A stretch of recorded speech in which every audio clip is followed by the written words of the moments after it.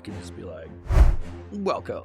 Welcome to One Shots Tavern. And it, honestly, it's probably already started. Like, I probably will start now. That's fine. Yeah. Perfectly okay. So, yeah, guys, informal episode. Let's go. We finished 2 Kickstarters, collectively raised over $7,000. Holy crap. With zero planning. Okay, a little bit. Just a little bit of planning. A little bit of planning. Not enough planning. Not enough planning. Jumped right into it. In fact, like, I had forgotten we were doing this, and then you had said, "Hey, you ready? Do you have your zine ready?" And I go, "Oh, I got a thing we could do." Yeah. Which is great. It was a thing I wanted to do. This is it was a process. Yeah. So for our wonderful listeners, we obviously, if you've been keeping up with us, both launched separate projects, part of Kickstarter's Zine Quest, which is a design launch effort during the month of February. They do it every year for creators to put out a TTRPG zine. If you don't know what a zine is, it's short for a small magazine. That being said, it's a bit more than like the range of what a zine is kind of all over the place, which is cool. It's its own community in the art space, in the activist space. Like, it's a very zines are often very political. It kind of came out of from what I understand, like the 90s, 80s kind of time where people were creating, political pamphlets, or they were just like doing art pieces just as a booklet to read through. Long story short, like the TTRPG community, I don't know when, but they adopted doing zines as TTRPGs, which is more short form rather than your big hefty source books. And I don't know when Zine Quest started. I should probably have looked it up. But basically, Kickstarter, crowdfunding platform, is made a whole month dedicated to promoting that kind of a project. For me, I fell in love with game jams back in 2020-ish, when I was doing some development stuff with a buddy of ours named Luke. We did a couple little indie video games in Unity. And if you're not familiar with a game jam is you get X number of days, or like a month, and you have to, within that month and within some specific creative constraints, create a video game and launch it. And sometimes there's like a competition on the back end and all that, but that's not really the point. The point is, here are boundaries, here are limitations. Make something. And as a creative, and as I don't want to call myself a perfectionist, because I'm not, but like as a heavily self-critical person, it is so helpful for me to know that it has to come out. It has to, loose term, but it is coming out. And I'm committing to more narrow constraints where like mistakes are going to be okay, and we're just going to do it. Right. Now, Zine Quest isn't officially that. There are people that have their book done before they even think about Zine Quest, and they just happen to launch during the month of February. But for me, I decided and asked DJ to try and do the same. Let's make this a game jam. Like, let's make this the fire under our butt to actually do self-publishing. And so we did.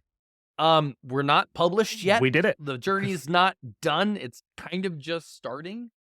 But here's my favorite metric. DJ, we already talked about it. You said it this morning because you just finished funding in the night. And we both separately, obviously different lists of backers, we both have 118 backers on each of our projects. And granted, some of those are definitely like shared. Oh yeah, there's definitely people overlap, who back theirs. Yeah, but like it's the same number of backers, which is awesome. So nobody won, DJ. Sorry, I mean you raised more money than me, so I guess you won. But like, It's friendly competition, yeah, that's all and that. it was okay, let's talk about that real quick. So I think Yeah. there was let's talk about some of the downsides and the not fun parts of fundraising. Why don't Yeah. you start? Okay, so listen, I like talking about other people's stuff a lot.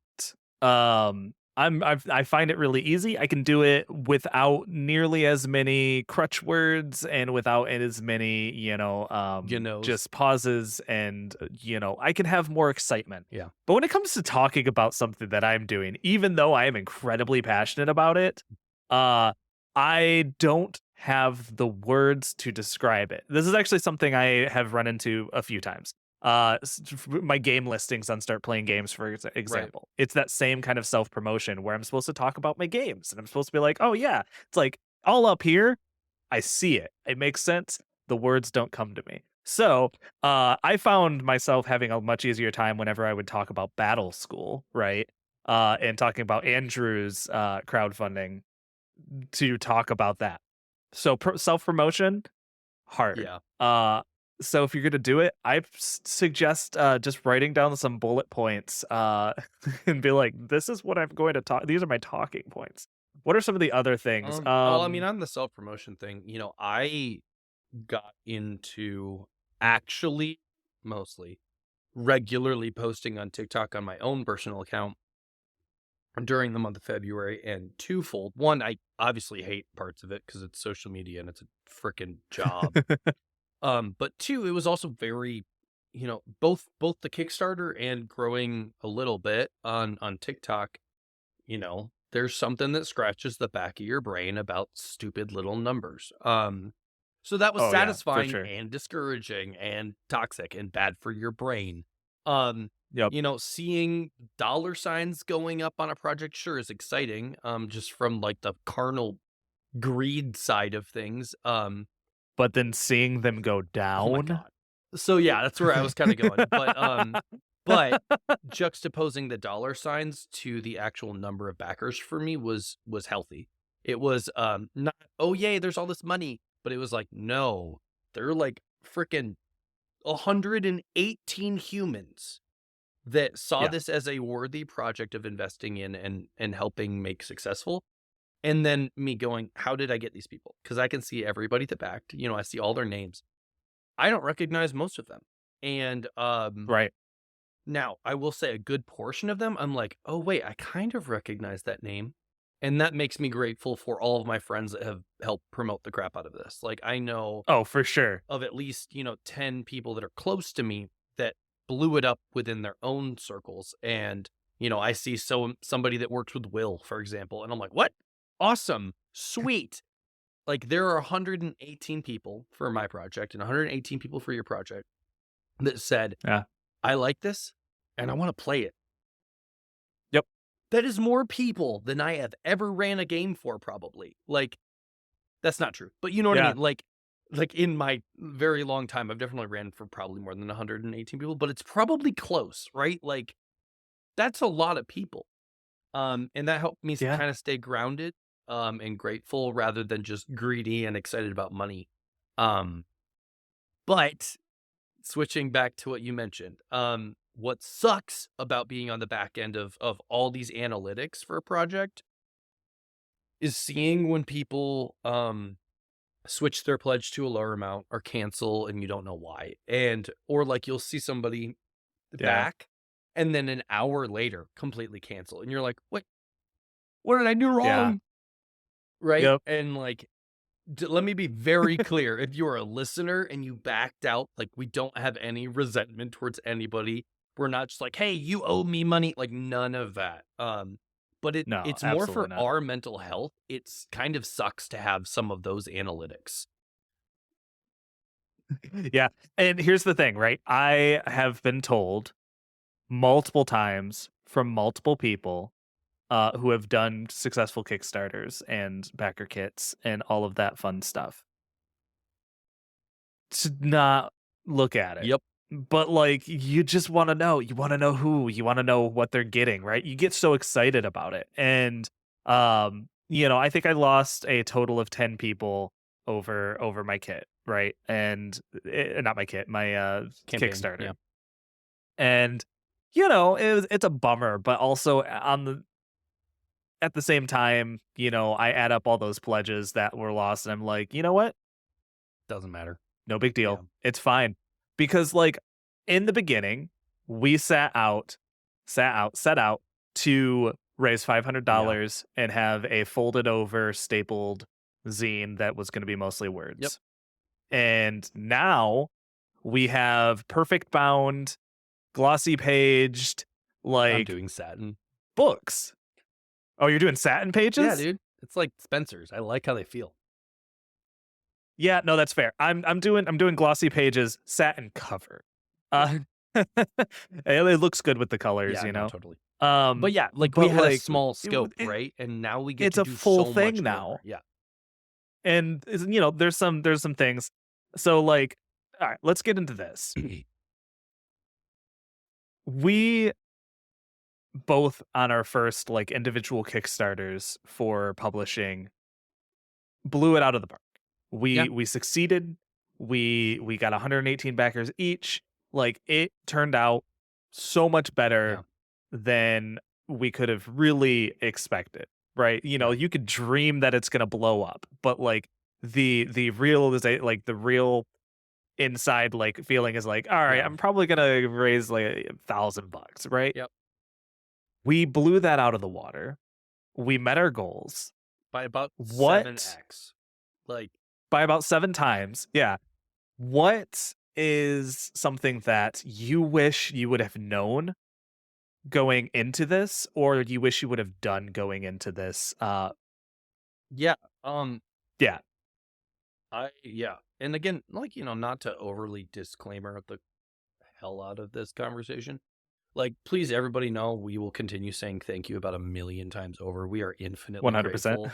Anything that we say that sounds to the contrary is just us learning about kind of the business side and the less human side of this experience, which is not actually what we care about.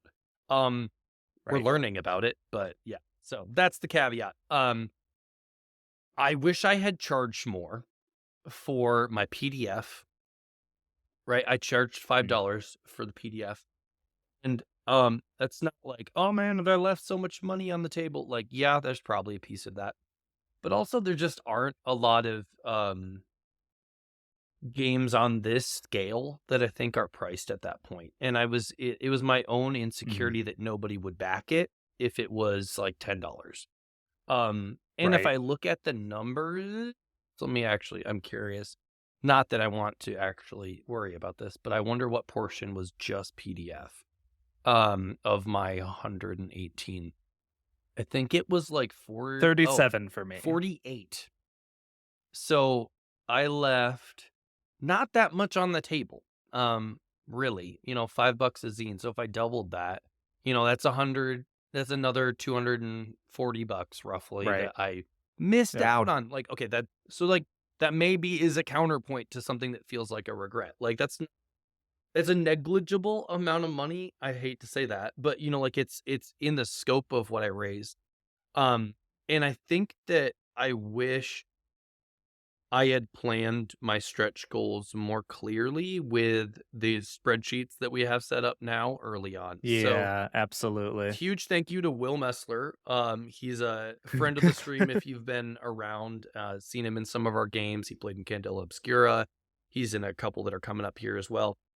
But he's got a lot more business savvy. He professionally does a lot of stuff in the world of like development for Salesforce and the back end of a business. And so we sat down, and I'm a decently budget savvy person, but he helped me kind of rewire what I was already thinking and then set up kind of a template for DJ to use as well for our Kickstarter to like manage cost and all the boring stuff that we don't need to get into.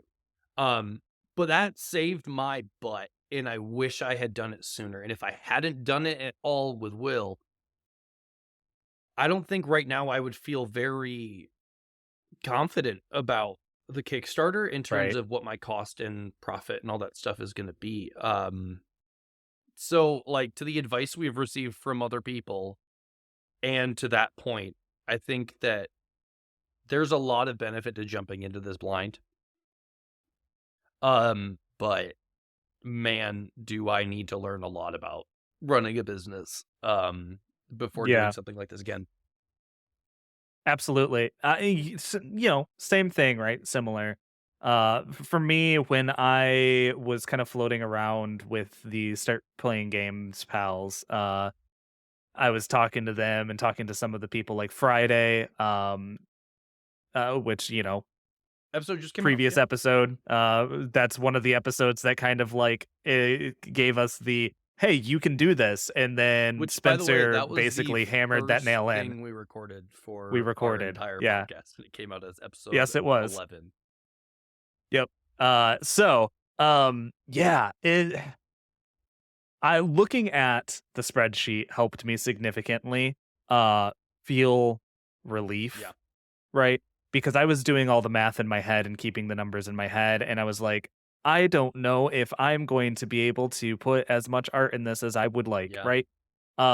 And so then we sat down, we came up with the budgeting on it. Highly recommend you guys, if you are going to undertake a project like this, definitely sit down and come up with some sort yeah, of sheet for this. And then just track everything, yeah, right? You look at the different like variations of printing. So like if you want to print like 10 of them, well, they're going to be like $8 a thing, right? yeah, Or you do them at different levels. Like, okay, I want to print 150 of them. Oh, it's going to be this much. And so yeah, it allows you to really look at it and go, where is my wiggle room? What can I contribute back towards the Kickstarter safely yeah, so that when the time comes, I'm not paying out of pocket because I'm not going to have a failed funding campaign, right? No matter what, this is coming out and it is going to be in people's hands because I'm not vaporware. right. I think that But happened also, with oh, go ahead. yeah, oh, I was gonna say also, not like we're not vaporware, and at the same time, like this is not the only Kickstarter we want to Yep. run. I mean, I saw this the minute it became what I'll call as successful, like, not just funded, but 200% funded, and then once it was 200% funded, it was 400% funded, right? Like, when it felt successful, I went, "Okay, not only do I get to invest in this book being the best that it can be, but I can keep doing this." Like, Yeah, spoilers to our listeners, the podcast is not lucrative. Like, we we're on episode we're something, just getting like started. Yeah, like, whatever. under 20 episodes at this point. And, like, Like, I yeah, don't do almost any freelance graphic design anymore. I was doing it. I'm a full-time dad, and so I'm devoting a lot of time to what is mostly just officially considered a hobby. But I want to do this. This Kickstarter for me meant I can. right. I did not make a year's salary on this project. I made just about 3,500, which is not nothing, but it also I ain't gonna pay the bills anytime soon.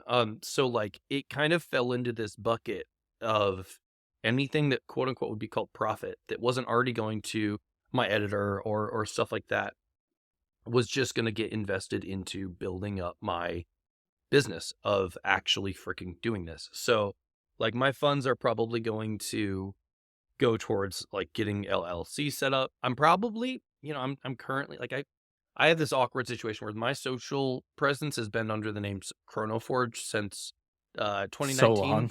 I think 2019, which is actually, it's Yep. 5 years.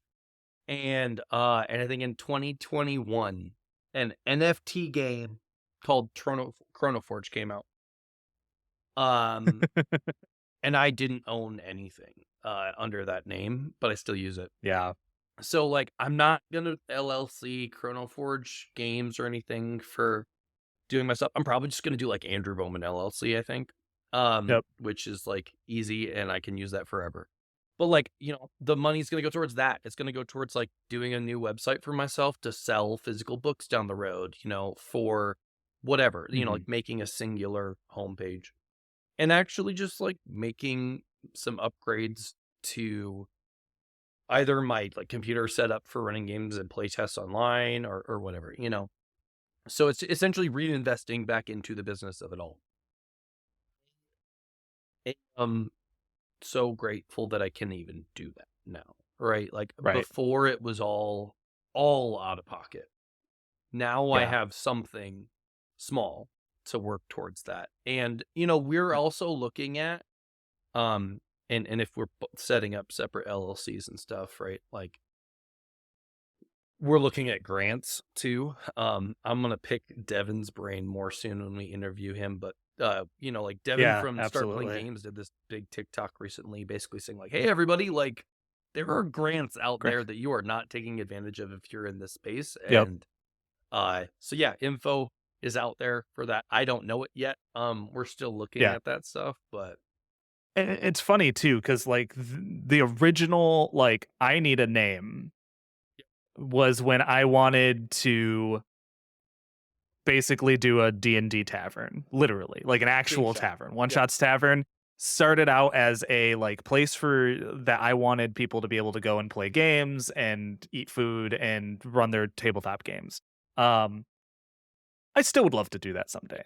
And so like we're Man, is that a money pit? LLCing, we're gonna LLC, the One Shots Tavern. And I'm gonna publish under, One Shots Tavern Yep. Publishing. Like it's keep everything as much in-house as possible and make things simple.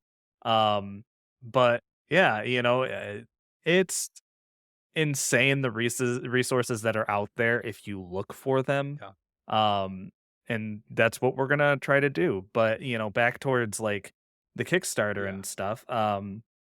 If you have like a plan to start another Kickstarter, uh, or if you're out there listening and you're like, oh, I'd like to do this, um, collect emails Oh my god. ahead of time. So on that, you know, didn't do that. We don't have an email Did list not. really. I mean, we have one for one shots, but I think we have like 3 emails in there, you know. Hey, sign up Yeah. for our email list if you want, if Oh you're yeah, listening. sign up for our email list. You could go to oneshotstavern.com and you can, add yourself to the email list if we have big important news such as Kickstarters We should or probably like start we're using doing a fun project or we're launching an actual play, which we're Oh doing. yeah. Uh that's where we're going to email blast and you can find out all the information you need to know. Anyways, back to the subject at hand. But yeah, okay, so like something I'm excited about with having 118 backers on my project is that's 118 people that have already financially said I'm in. Yeah. On at minimum the power fantasy of playing a Ender's Game adjacent game, and I didn't say that name anywhere. Yeah, and so like that's at least people are excited about that, but then hopefully they get the book in their hands and they like how I design and they like my game, Right. you know, ethos and whatever. Um and then that is a huge group of people that I can then, you know, reach out to and say, "Hey, I've got another idea." Um Yep. And it's great because even if they don't like, give their email when we ask in the survey, you can post an update yeah, on your previous Kickstarter and they'll get that yeah. update, right? Well, And and so future all of a people sudden that they find know. Battle School too will see it in like Yep. public updates. It is Yep. I think something that I learned more than anything is the power of Kickstarter as a marketing tool. Yeah. Like it, I did Absolutely. not know. I mean, I think that that's why I pushed both of us to have smaller starting goals and stuff like that. Because I was insecure about like, look, let's at least have these Wh- funded, right? What's our social media reach? Okay, cool. This is Yeah, our realistic goal. And then come to find out, like out of those 118 people, 90 of them came straight from Kickstarter. exactly. Like, okay, this is the cool part of analytics. You know, we're on the back end, we're Yeah. poking around and we're seeing every single source. Like anybody that gives $1, we know roughly where they came from. And a huge portion, my highest portion was still direct link, which is weird. That's not through like that's them manually punching in the entire URL. That's not searching Yeah. Battle School. That's the whole URL directly. I could see when it came from our one shots. I only had 2 people come through the One Shots Tavern link in bio. That's it. Like, You had more than that. well, that backed. Oh, that backed? Yeah, Yeah, no, that's fair. which is, Oh, that's right, because that's what it tells yeah, you, right? and Is like it so tells you if they came from that, yeah, then they backed. Yeah. and so like that's not like that's fine. But my point is like the biggest reach I had was people manually typing in the entire URL, which I think means it came from my TikTok, which is weird. Yeah. Because I at the beginning Well, of I the don't know. month, I only had like 300 followers on TikTok. And, I ended the month with about 500. So it's like 200 new people. And a huge amount of them, for my Kickstarter came from there. But the second biggest place was just discovery on the back end of Kickstarter. So like that's suggestion in Kickstarter. That's people already on the Yeah. platform, just scrolling, looking for something to back, finding my project and clicking on it. Yep. So another thing I think that direct traffic is people going to our, One Shots Tavern, copy and pasting the link Okay. over because it's a pain in the butt to go through TikTok's Sure. That browser makes sense. to log in, Maybe. right? Yeah. But like 23 of my pledges, it says direct traffic, no referrer information, Yeah. external link, right? Right. So like it's pretty interesting. Like it's funny because you can see how many people are watching Yeah. your Kickstarter the whole time. And now I know that like yes, people watching is super cool. You're probably going to get about 20% of them who actually end up backing. Which is fine, right? It means that they're interested enough that they want to know what happens. And because they're still following the project, they get those emails whenever you update. Yep. Yeah. I want to switch gears here a little bit because we're like deep in the nerdy analytics side. Yeah. It's so I want to just say a very public thank you to you, right? Like this podcast, and like yes, there's listeners right now, DJ, but I'm talking to you. Like, oh, you're yes, talking to me? I'm talking to you. Oh, Like, sorry. I thought you were talking to the listeners. They deserve way more credit than I mean, do. they do. No, I'm just kidding. No, I mean, like, you promoted the hell out of this. You did more posts than I did about Battle School, and like, oh yeah, shut up and let me talk, okay? No, you kicked ass, and like I know you get down on yourself for like some of the things that you don't feel as good at, but like building up this podcast and building up both of our projects for Kickstarter, like you were so good at, and you did such a excellent job where I don't feel competent doing that stuff. Mm-hmm. And like, I need you to know that you're good at that and that I appreciate it. And it's been awesome to see you thrive in that space, and like why I'm happy to help out with design work and whatever for your project and stuff. Well, I'm just glad that this first one's over. I know. I accept it. But I am glad to go back to being like, hey, here's podcast clips, and just there's GM a podcast, advice. and GM advice, and like this is how you play Cypher. And don't get me wrong, start playing game stuff, and start playing game stuff. Well, I've got my games full right now. I'm not super worried about that, but eventually, yeah. But that being said, right, this was a learning experience for both of us, and going through the ups and downs is part of the process of launching a business and launching a Kickstarter, right? And so like for me, this level of like worrying about something was new. And so that like it took tolls on me sometimes, that middle of the month where like you just for weeks nothing changes. Like you get like, oh, here's $100, and it's like, oh, but now I'm back down $200. You know what I mean? It's hard, but now I feel so much more confident in it. And while I'm not going to launch another Kickstarter tomorrow, I'm going to do it again, right? Because not only do I love the project that I'm working on, right? Because I'm still working on it. It's like 80% written. Oh, yeah, that's the worst. So much work. Yes, exactly.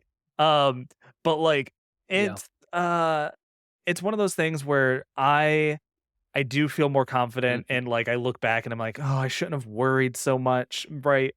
But it's at the same time, like you put a lot of passion into something. We both have and so a lot like to do it gets and a lot scary. done. Like, and I'm glad that it turned out well. I'm excited for the future on it. I'm excited to build that, right? Yeah.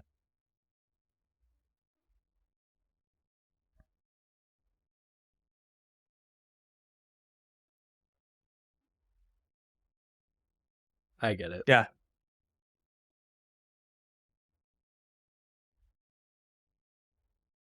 Yeah. Okay, let's talk about that. Okay, so what are the big future plans Absolutely. for So DJs um publishing? Like, I'm probably going to stick around for a while with Cypher be, System hypothetically? publishing. And that, don't go too For far into the one, weeds there, right? But if like, you roughly, found what would this that project be? podcast And then through what else do you the want to Cypher work on Unlimited, building or up if you as found far this as through your Blue Sky because like publishing Monty business Cook did goes? a repost or something, welcome. Glad to have you. You guys are some of the most. Yeah. No, they've reposted other things. They've reposted us several times, and it's nice, right? Um, they're very supportive. They're wonderful. The fans, the other, Cypher fans, like myself, one of the best communities Wait, and Monty most Cook like reposted Ping supportive Security? communities. I really like the system. I really like writing for the system. I'm probably going to keep doing some more of that. I will eventually branch off and do some other things. 100%. I'm going to continue to build on the Poly Pink and the Apocalypse, Pink Security, and more universe and setting. Like, this is what I would say is like, hey, here's the teaser for this thing that I really love. I think that it has a lot of potential for, diving deeper and expanding. So that's one of the possibilities.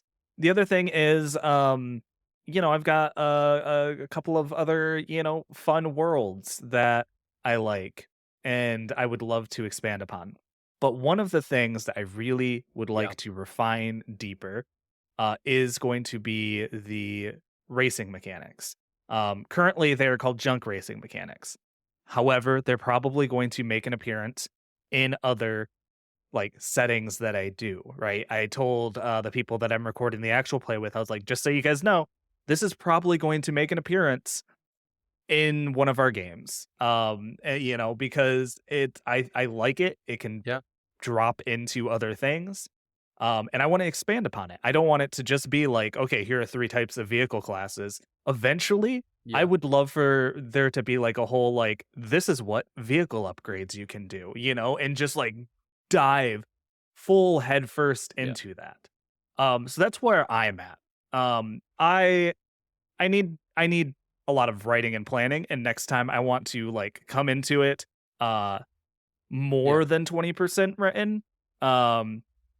And dive in and be like, hey, maybe I'm like 85% done and I'm ready to go. I'll be honest right here. The junk race mechanics were like that's something I could do, right? And I had nothing written for them. Now I have something that I like a lot. It started to format really well. We're doing playtesting and all that stuff. It is, yes. Idea. Or junk races. Absolutely. It's in the link.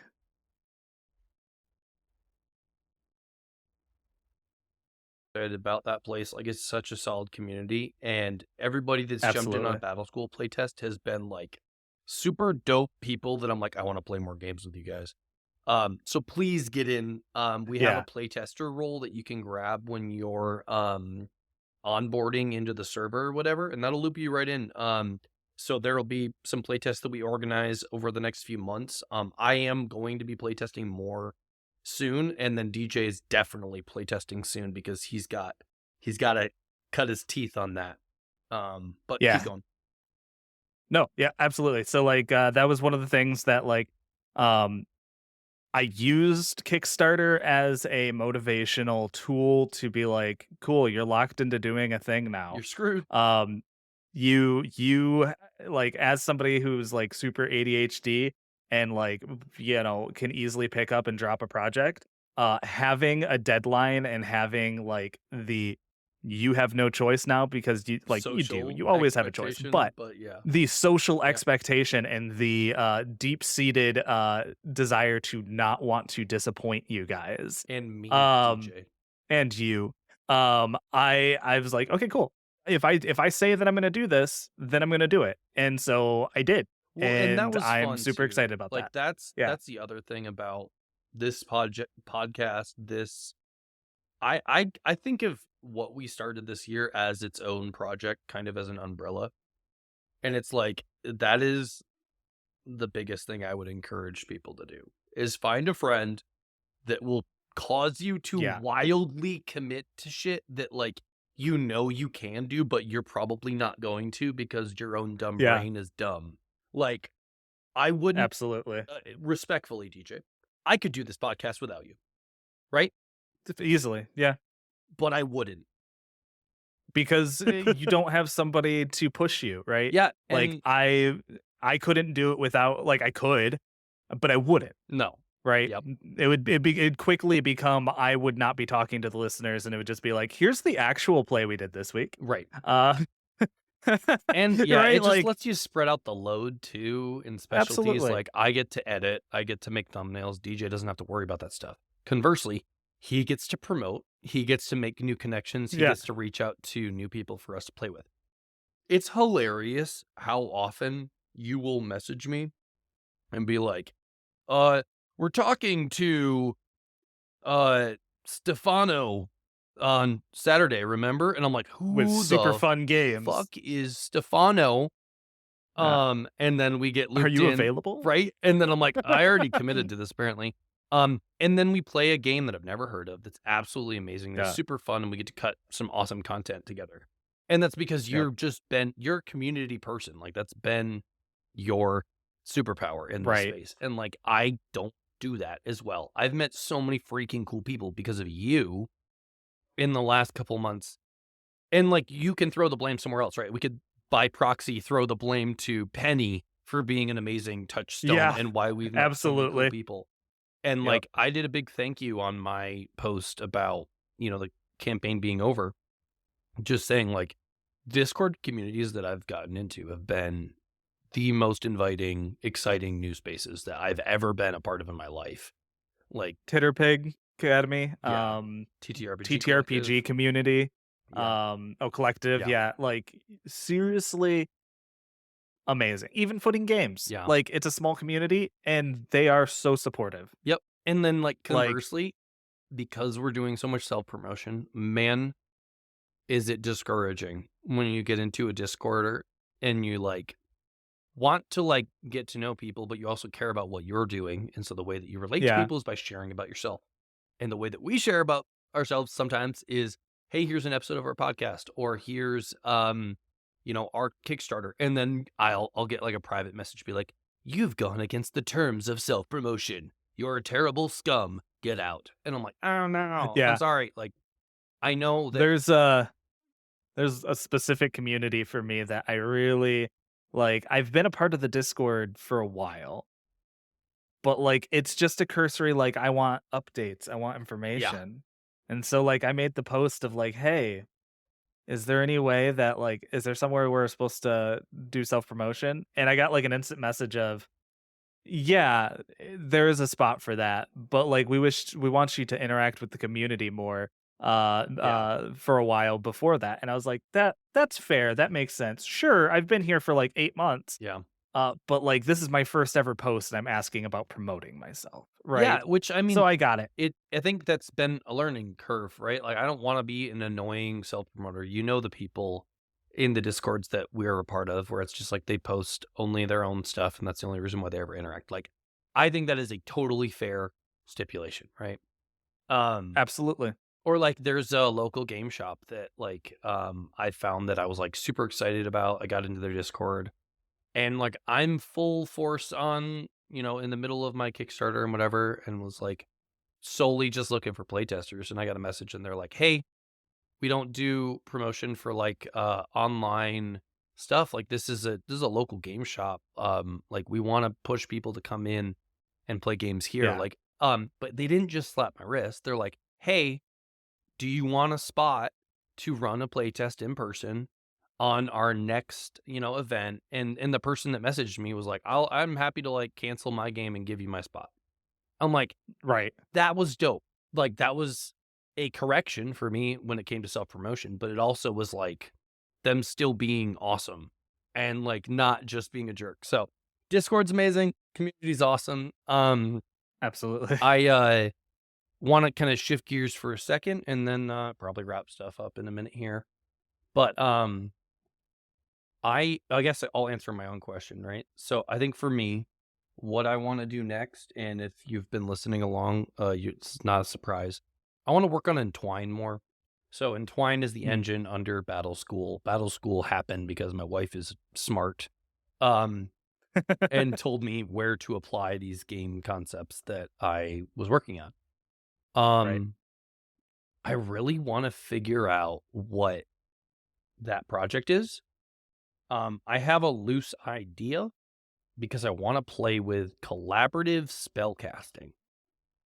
And and make Yeah. the entwine rules work for that to where like during the planning round, like the team is worried about like how to create totems of or like aspects of specific elements or concepts, and then like everybody has access to those when crafting their individual spells, and it be like a everybody's playing as a spellcaster and everybody's kind of affecting one another, so everybody's playing a support caster but in their own unique niche. I don't Right. have the like super um high concept evocative thing to tie it in and market it like I did for Battle School.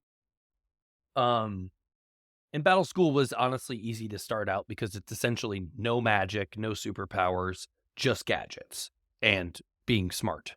So it was like it let me start on the basics of an engine, which is like how does combat work at all? Um And then now the next thing for me is like, okay, how does magic work in Twine if you wanted to run something that's more in the lines of fantasy? So that would be my next project most likely. I've got a lot of like, setting ideas that I love that I want to work on more. Um but there's I've got a little fire in me with these mechanics and I've gotten, like, high on the fact that people actually enjoy playing it, and so, like, Right. I wanna grow that and maybe make a big source book one day that, isn't as big as Cypher or something like it, but, like, would function like, I'd love to make an Entwine book in the next couple years Right. where it's setting agnostic, and you could run Battle School, and you could run, a collaborative spellcasting game, or somehow freaking do both, right?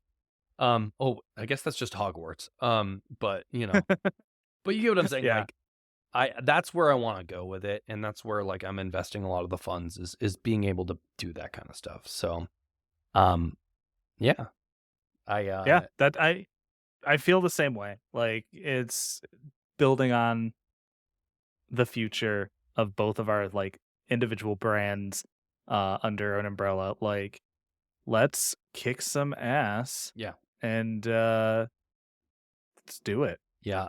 And for everybody listening, Infinite thank yous from both of us.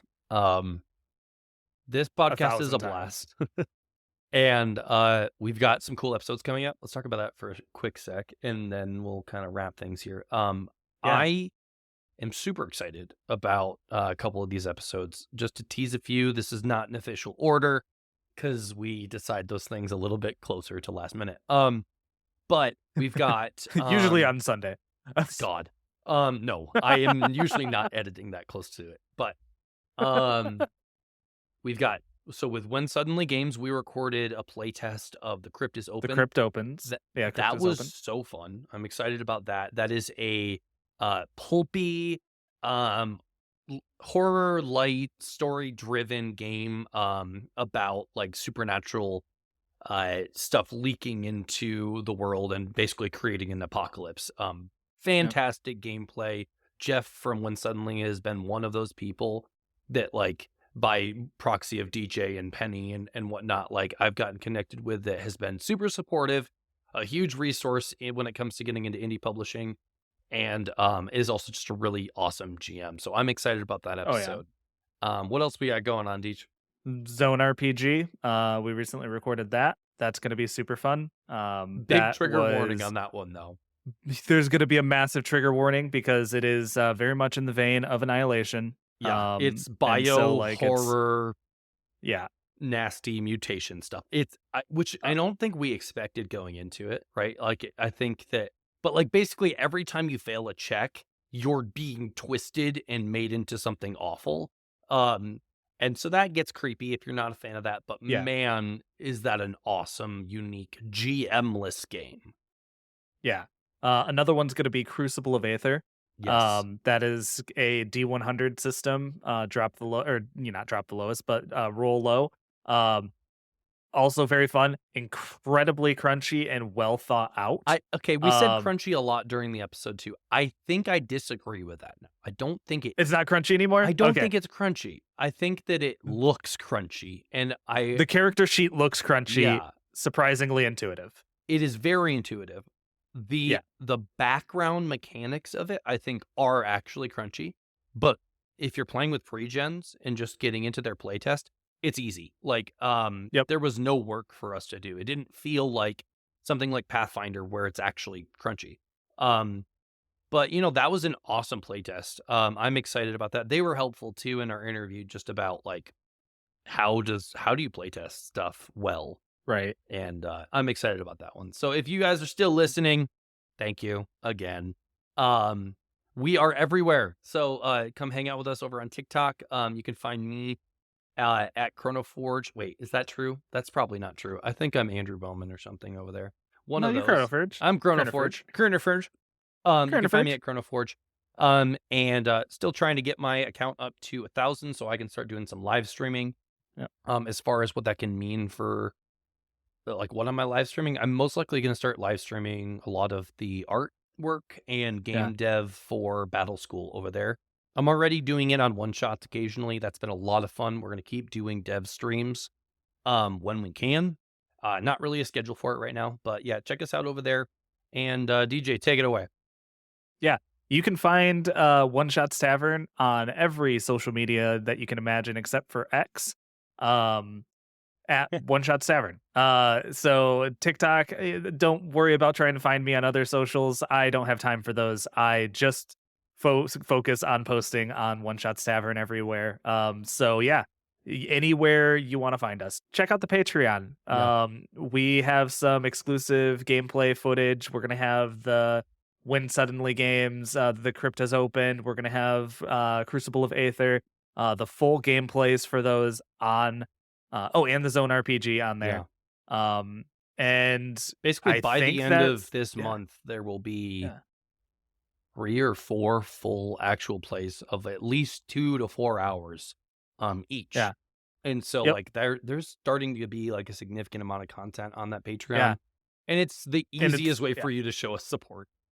Absolutely. And it's funny too, because like you look at some of like the bigger podcasts and it's like they post like one special thing a month. Yeah. And we're just like, nah, we got too many of these we're recording. Right. Check out our merch store also. I mean, what is that going to be? That's going to be like 12 hours of content in 1 month. Right. So we're putting out. Yep.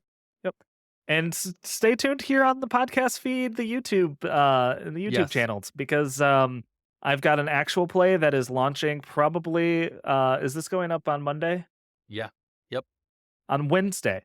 Yeah, this Wednesday. The someth of the month. Let's see, what is that? That is the 6th. Yep, the 6th. So you can find that here on the podcast feed and on the YouTube. Yeah. So that's welcomed. Well, no, the Eye of the Tyrant. The Eye of the Tyrant. All right, guys. Bye. Bye. Go away. We're leaving.